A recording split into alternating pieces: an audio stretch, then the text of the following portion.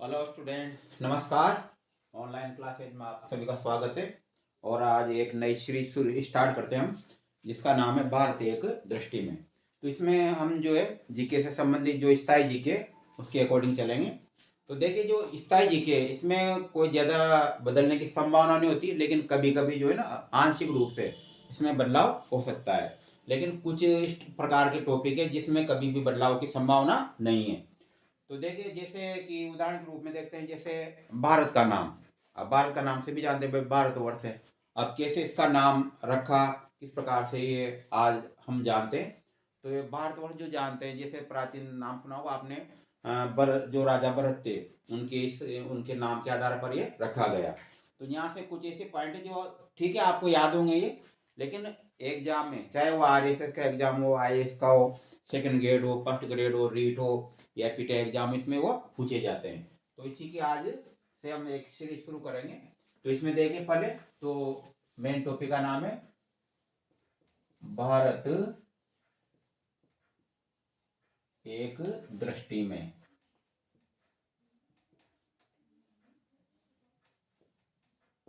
भारत एक दृष्टि में। तो फर्स्ट में शुरू करते हैं, जैसे पूर्ण नाम नंबर 1 में, यहां से पूर्ण नाम।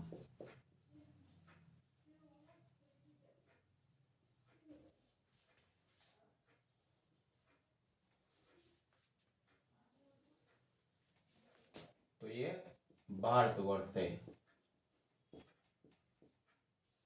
पूर्ण नाम जो है भारतवर्ष, इसका नाम रखा गया, जो भारत के नाम से आज भी जानते हैं। हिंदुस्तान जो शब्द है, हालांकि ये भी प्राचीन है, लेकिन ये कुछ मतलब जैसे मतलब सदी मान सकते हैं, वहां से ये प्रारंभ हुआ। लेकिन जो जीके के रूप में या संवैधानिक दृष्टि से देखा जाता है तो इस टाइप से नाम है। दूसरा है प्राचीनतम संस्कृति। प्राचीनतम संस्कृति। तो प्राचीनतम संस्कृति, इसकी जो है, इसको कहा जाता है वैदिक संस्कृति। वैदिक संस्कृति यानी अपने जो प्राचीन ऋषि मुनि थे, उसकी जो परंपरा थी उस आधार पर।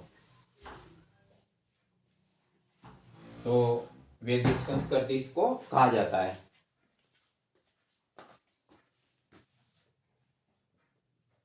प्राचीन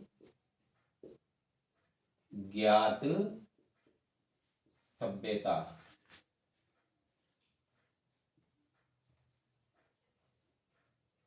सभ्यता, इसको हड़प्पा सभ्यता कहा जाता है।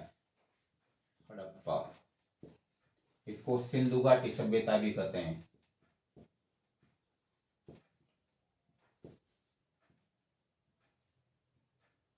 सिंधु घाटी सभ्यता। वर्तमान समय में ये पाकिस्तान में स्थित है, लेकिन पाकिस्तान पहले भारत का भाग था।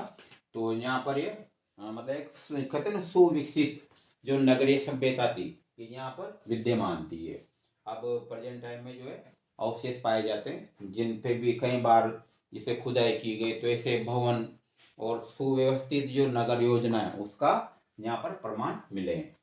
इसके बाद है नंबर 4 में। नंबर 4 में प्राचीन बृहद स्वरूप। प्राचीन बृहद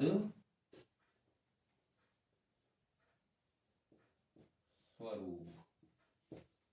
तो प्राचीन बृहद स्वरूप में माना जाता है संपूर्ण दक्षिणी एशिया। संपूर्ण दक्षिणी एशिया। संपूर्ण दक्षिणी एशिया यानी इसको संपूर्ण भारत में शामिल थे पहले।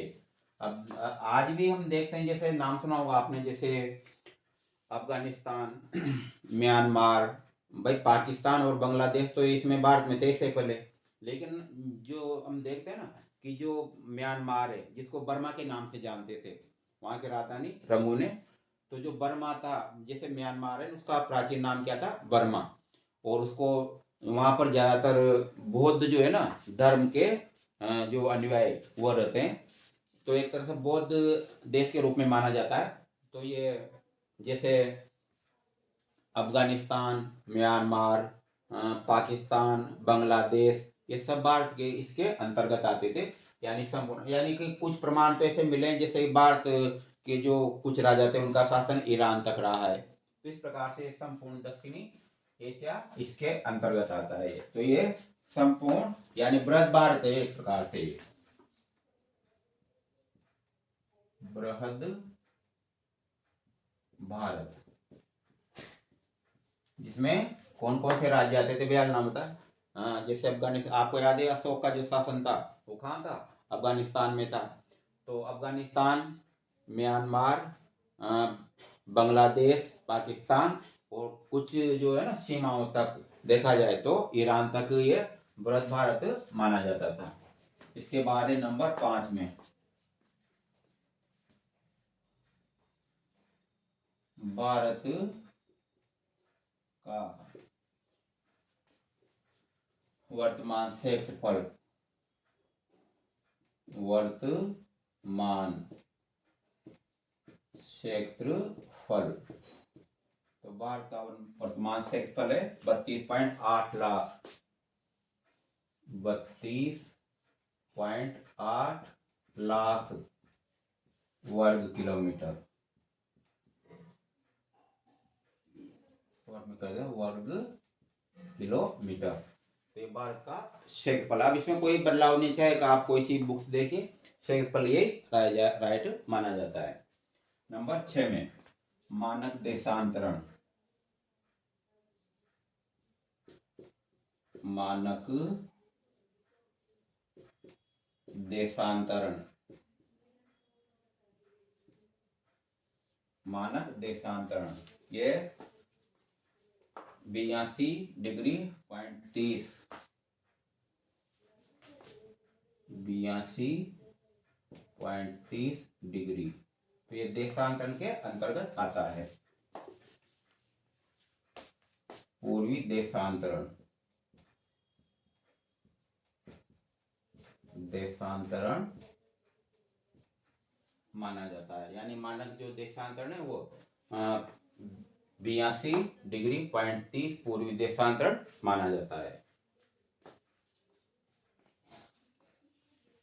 नंबर 7 में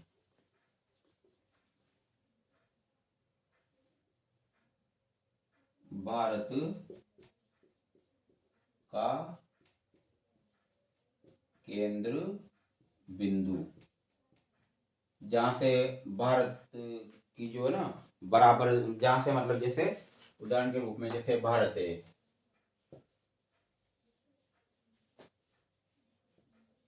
तो यहाँ पर मध्य प्रदेश का जो है ना कटनी जिला, उसमें एक करौंदी गांव है, तो वहां पर इसको माना जाता है। तो भारत का केंद्र बिंदु मध्य प्रदेश, मध्य प्रदेश के कटनी जिले का करौंदी गांव। एक बेसिक नॉलेज की जरूरत है, लेकिन इसको अच्छी तरह से याद रखना इस वाले पॉइंट को कि भारत का केंद्र बिंदु जो है मध्य प्रदेश के कटनी जिले का करौंदी गांव है। यानी वहां से जैसे ना, जैसे मध्य प्रदेश तो वहां से बीच सेंटर माना गया है, यानी भारत का वहां से सभी की जो सीमा है ना वो समान, अब जो है ना एक्यूरेट माना है, लेकिन लगभग जो वहां से भारत जो है ना केंद्र बिंदु है, मतलब भारत का वो एक प्रकार से। इसके बाद है नंबर 8 में पूर्व से पश्चिम की दूरी, नंबर 8 में पूर्व से पश्चिम की दूरी, पूर्व से पश्चिम की दूरी तो ये मानी जाती है 2933 किलोमीटर, 2933 किलोमीटर। ऊपर का वाला देखते हैं।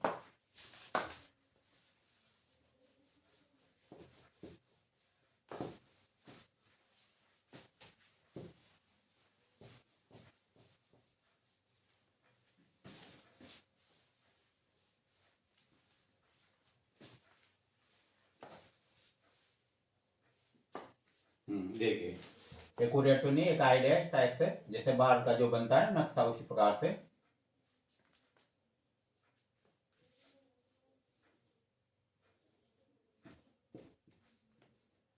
क्योंकि ये वाला जो है ना, जैसे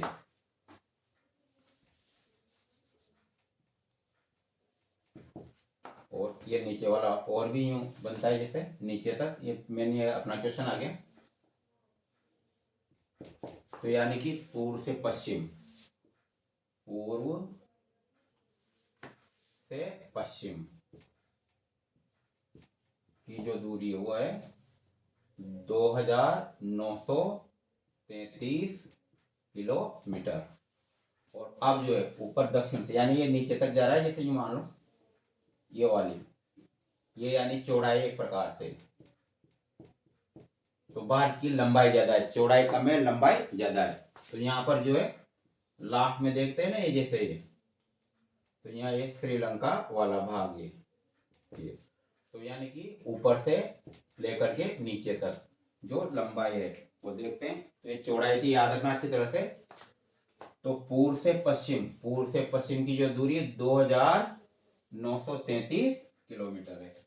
और अब स्टडी कर रहे हैं कहाँ से, ऊपर, उत्तर से और दक्षिण तक। ये दक्षिण वाला भाग है।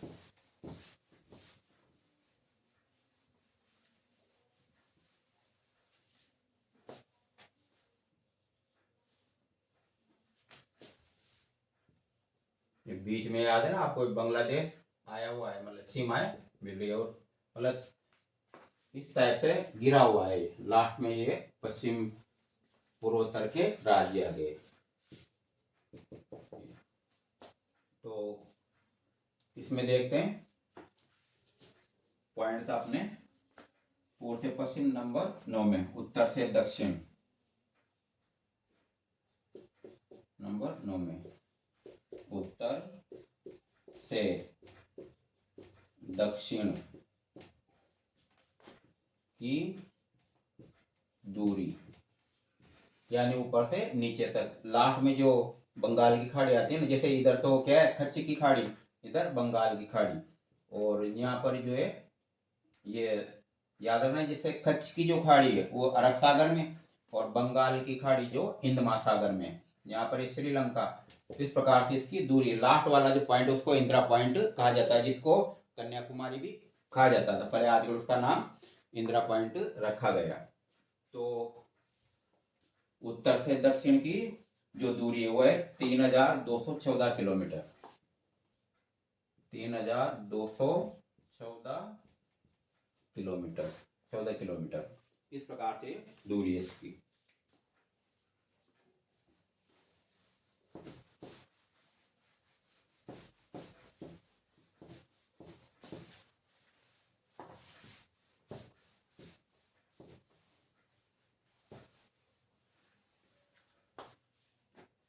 नंबर 10 में भारत, इसको भी स्टार में याद रखना, स्टार के रूप में, भारत का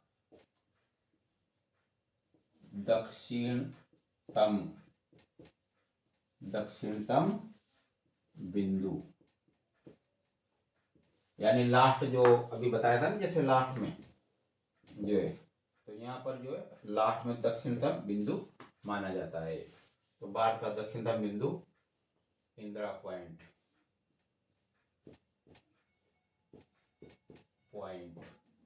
इसको पहले किस नाम से जानते थे, कन्याकुमारी के नाम से।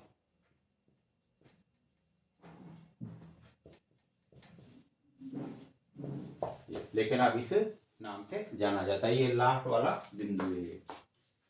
इसके बाद है भारत की शासन व्यवस्था नंबर 11 में, भारत की शासन व्यवस्था, ये है संसदीय लोकतंत्र। संसदीय लोकतंत्र यानी संसदीय प्रणाली, यानी आपको पता होगा संसद के दो सदन होते हैं, जैसे राज्यसभा और लोकसभा। और इसमें जो लोकसभा का जो मेन होता है, जो इसको हम प्रधानमंत्री कहते हैं ना, इसको तो शासन व्यवस्था जो है ना, देखा जाए तो व्यवस्था वह प्रधानमंत्री के हाथ में रहती है इसमें। और जो जनता है वो क्या करती है, इन सदस्यों का चुनाव करती है, यानी सांसदों का। नंबर 12 में राष्ट्र प्रमुख, राष्ट्र प्रमुख किसको माना जाता है, राष्ट्रपति को, राष्ट्रपति को माना जाता है। राष्ट्र प्रमुख, शासन प्रमुख, शासन प्रमुख जो शासन करता है वह प्रधानमंत्री होता है।